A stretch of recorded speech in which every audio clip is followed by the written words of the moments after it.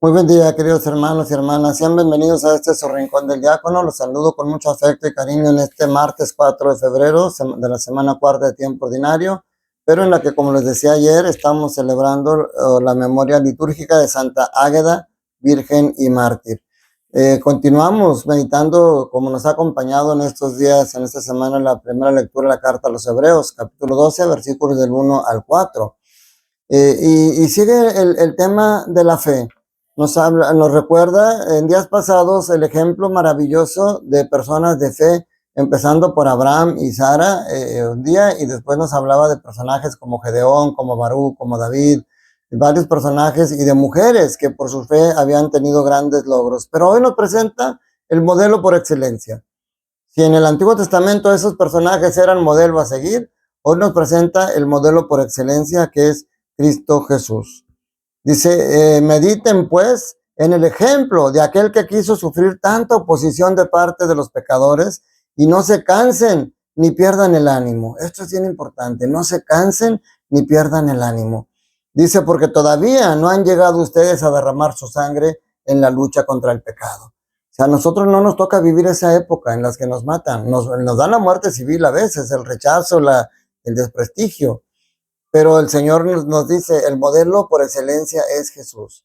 Él que siguió hasta el final, no apartó la vista de los escupitajos ni de los golpes, como decía el profeta Isaías, y que lo cumple Jesús. Él es nuestro modelo a seguir. Y de pasada les recuerdo ese librito que se llama La imitación de Cristo, de Tomás Kempis. Léanlo, es un libro hermoso que nos ayuda a esas bases y a fortalecernos para poder imitar ese ejemplo que nos da Jesús. Y nos invita a continuar, a enfrentar esas dificultades con ánimo. Dice, no pierdan el ánimo y continuar sin miedo. Y luego dice, mire, se lo leo tal cual aquí. Dice, hermanos, rodeados como estamos por la multitud de antepasados nuestros que dieron prueba de su fe, dejemos todo lo que nos estorba, librémonos del pecado que nos ata, para correr con perseverancia la carrera que tenemos por delante. Esto es importante. Nosotros tenemos que hacer nuestra parte, nosotros tenemos que quitar lo que nos estorba, esa lujuria, esa ambición, ese rencor, ese odio, todo lo que nos estorbe, todo ese pecado, tenemos que quitarlo. Y dice, para perseverancia en la carrera que tenemos por delante, fija la mirada en Jesús. Eso es importantísimo. ¿Se acuerdan que hace unos días decíamos de que a veces decimos, olvídate del pasado porque ya no puedes hacer nada por él y no te preocupes por el futuro porque todavía no llega? Céntrate solamente en el presente porque es el único del que dispones. Tiene cierta realidad, pero yo les decía en la metodología que nos invita a la liturgia para luchar en contra del pecado. Primero, sí, no te ates al pasado, pero míralo con una memoria agradecida. Cuando veas el pasado no es para flagelarte, para decir, es que yo soy así, yo sufrí mucho. No, es para liberarte de esas ataduras del pasado y con una memoria agradecida de lo que Dios ha hecho en tu vida. Y cuando veas al futuro, no digas, no, pues es que ni sé si voy a llegar.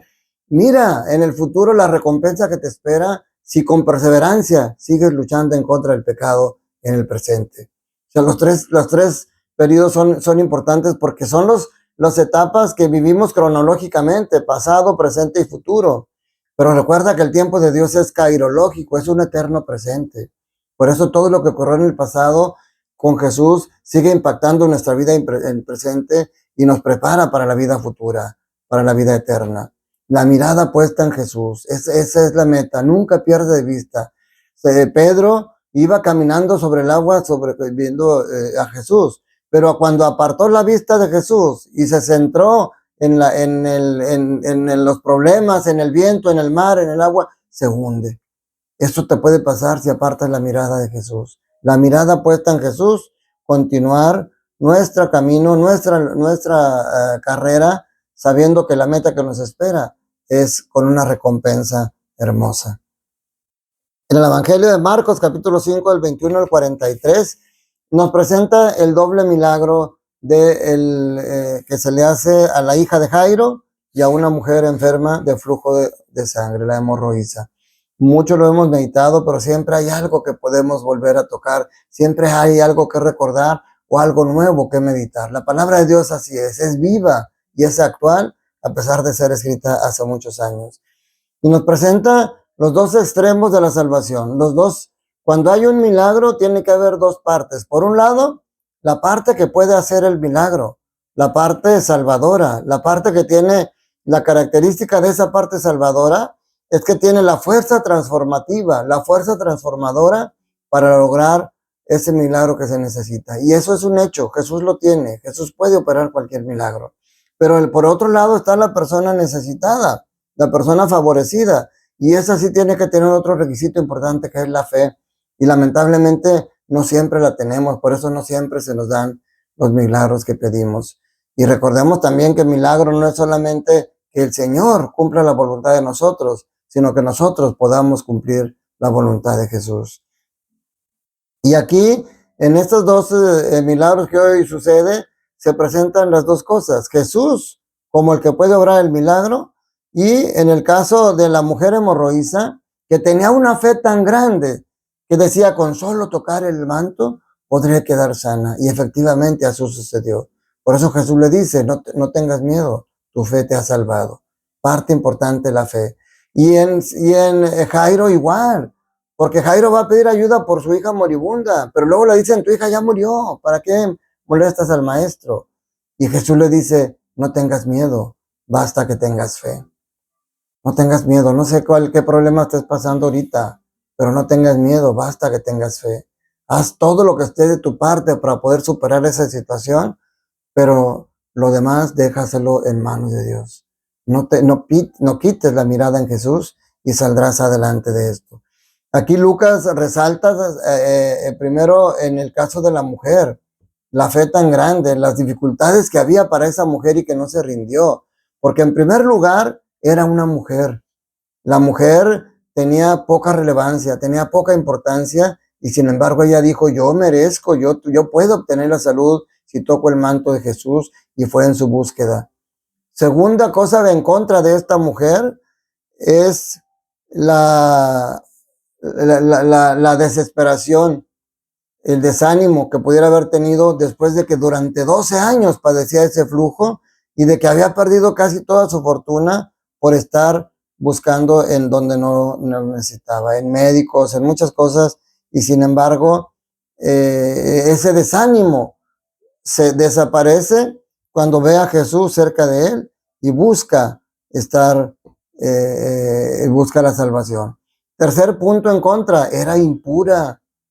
Una mujer valía poco ante los ojos en aquel tiempo, pero a la vez, por los flujos de sangre, era una mujer impura. Debería estar alejada de los hombres, de la gente, debería estar alejada de todas las personas. Y sin embargo, se metió entre las personas sin importarle a quién tocara, porque lo que quería era tocar a Jesús. Y efectivamente quedó sana. Por otro lado, llega con la hija de Jairo y ve el llanto y el grito y las flautas y les dice, ¿por qué tanto escándalo? La niña no está muerta, está dormida. Y todos se ríen de él.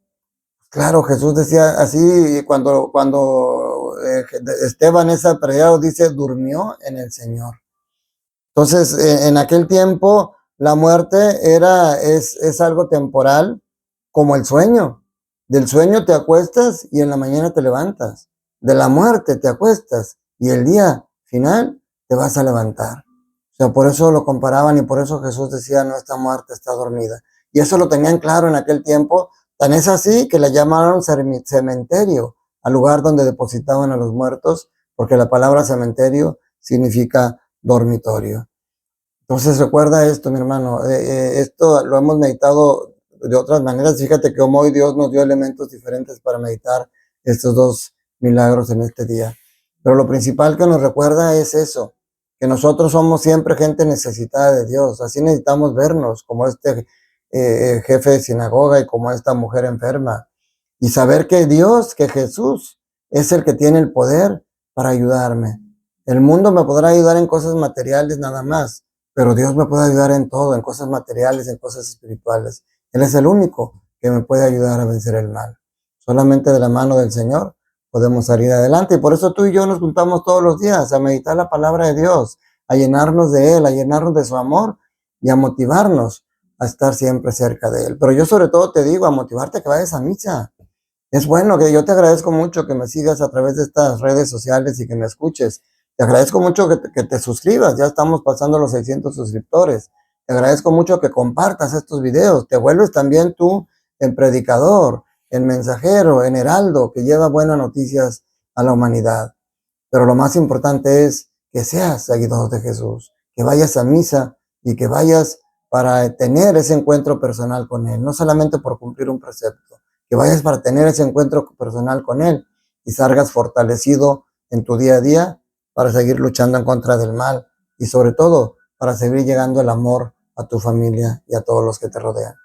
Que la bendición de Dios Todopoderoso, Padre, Hijo y Espíritu Santo, descienda sobre ustedes, sus familias, trabajos, escuelas y permanezca para siempre. Recuerda, Dios te ama, quiere que seas feliz y que seas instrumento para la felicidad de los demás. Te mando un fuerte abrazo y un saludo para ti y tu familia.